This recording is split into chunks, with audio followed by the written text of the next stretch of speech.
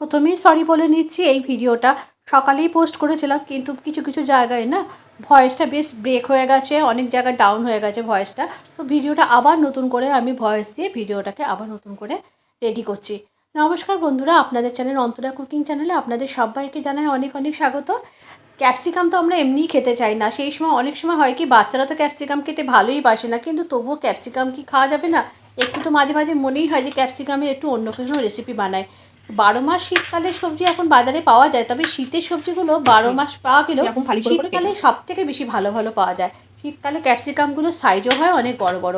সেই সবুজ ক্যাপসিকামই নিয়েছি, কালার ক্যাপসিকাম নেওয়ার দরকার নেই, মানে বেল পেপারগুলো নেওয়ার দরকার নেই।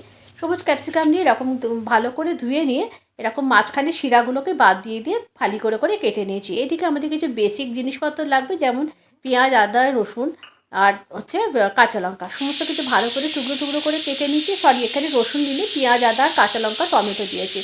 আমি আদাটাকে একটু হাম্বল দিস্তায় সেদ্ধ করে নেবো, লঙ্কাগুলোকে খুব ভালো করে কুচি করে নিয়েছি, আর টমেটোটাকেও খুব ভালো করে কুচি করে নিয়েছি, পেঁয়াজগুলোকেও কুচি করে নেবো।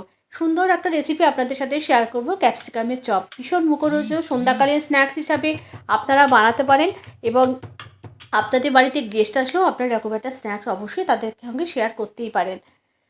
আর এরপরে আমি ব্যাটারটাকে বানিয়ে নেবো, কেননা ব্যাটারটাকে একটু রেস্টে রাখতে হবে, আধ ঘন্টার জন্য রেস্টে রাখবো। তো ব্যাটারটা বানানোর জন্য যতটা বেসন ততটাই চালের গুঁড়ো নিয়েছি। এখানে মাপটা ওইভাবে বলছি না, কারণ আপনারা কতটা বানাবেন তার উপর ডিপেন্ড করছে। তার মধ্যে পরিমাণ মতো নুন, হলুদ, একটু চিলি ফ্লেক্স দিয়েছি, আর অল্প একটুখানি চিনির গুঁড়ো দিয়ে খুব ভালো করে মিডিয়াম একটা ঘনত্বের ব্যাটার বানিয়ে রেখেছি। খুব বেশি টলটলে হবে না, আবার খুব বেশি গাঢ় হবে না। এদিকে গ্যাসের উপর একটা কড়া বসিয়ে দিয়ে তার মধ্যে কড়াটা তেলটা গরম হয়ে গেলে তার মধ্যে প্রথমেই দিয়েছি একটু ছোলার ডাল ফোড়ন, আর তারপরেই দিয়েছি একটু পামকিন সিড।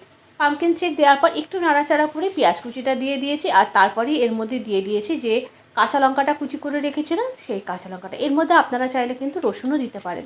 তারপরে আদাটা দিয়ে দিয়েছি, আর টমেটো কুচিটা দিয়েছি। খুব ভালো করে সমস্ত কিছু নাড়াচাড়া করে একটুখানি ভাজা ভাজা করে নিতে হবে। স্বাদ অনুযায়ী নুন, হলুদ, চিনি, মানে চিনিটা অবশ্যই দেবেন, চিনিটা দিলে একটু টেস্টটা ব্যালেন্স হয়। ভালো করে ভাজা হয়ে গেছে, এরপরে আমি এর মধ্যে গ্রেট করে আলু দেবো। এই যেখানে আমি আলু সেদ্ধ করে রেখেছি, আলুটা সেদ্ধ করা আছে, আলুটাকে আমি মধ্যে গ্রেট করে করে দিয়ে দেবো।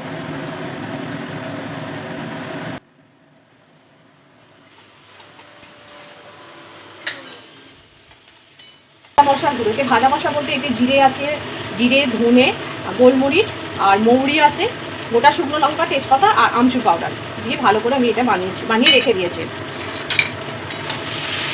এটা মিশিয়ে দিলাম। সমস্ত কিছু ভালো করে মিশিয়ে নেওয়ার পর 1 চামচ কর্নফ্লাওয়ার দিয়ে, আলুটা কিন্তু খুব ভালো করে হয়ে এসছে।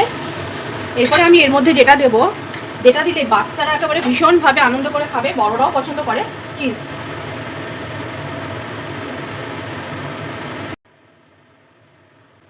আমি এখানে 2খানা চিজের কিউব গ্রেট করে দিয়েছি। আপনারা চাইলে আপনাদের পছন্দ মতো যে কটা ইচ্ছা চিজের কিউব এর মধ্যে গ্রেট করে দিতে পারেন। আর একদম শেষে পর্যায়ে দিয়ে দিয়েছি নামানোর আগে 1 মুঠো পরিমাণ ধনেপাতা। পুরটা একেবারে রেডি হয়ে গেছে। এরপরে একে একে ক্যাপসিকামের ভেতরে পুরগুলোকে দিয়ে এই চপগুলোকে রেডি করে নেবো। দেখুন আমি কিভাবে দিচ্ছি, প্রত্যেকটা ক্যাপসিকামের ভেতরে এই আলু আর চিজের যে পুরটা এরকমভাবে লম্বা লম্বা করে দিয়ে ভালো করে একটু টাইট করে করে একটু বেশ চেপে চেপে দিতে হবে। এইভাবে সমস্তগুলো চপগুলো করে নিয়েছি। আর ওদিকে গ্যাসে কিন্তু আমি এক কড়ার মধ্যে বেশ খানিকটা সাদা তেল বসিয়ে দিয়েছি গরম করার জন্য। তেলটাও বেশ গরম হয়ে যাবে। এরপরে ব্যাটারের মধ্যে কিভাবে ডুবিয়ে দিতে হয় সেটাও আপনাদেরকে বলে দিচ্ছি। ব্যাটারের মধ্যে এইটা মানে ছেড়ে দেবেন না, আলতো করে মাখিয়ে ব্যাটারটাকে হাত দিয়ে তলায় দিকে হাত দিয়ে আস্তে করে এরকম করে তুলে নিয়ে কড়ার মধ্যে ছেড়ে দিতে হবে। দেখুন আমি কিভাবে করছি, ঠিক এইভাবে করবেন।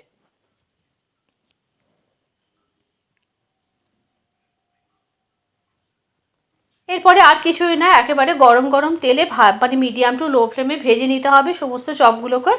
লাল লাল করে একটুখানি ধৈর্য ধরে ভাজবেন, তাহলে এগুলো অনেক বেশি ক্রিস্পি হবে।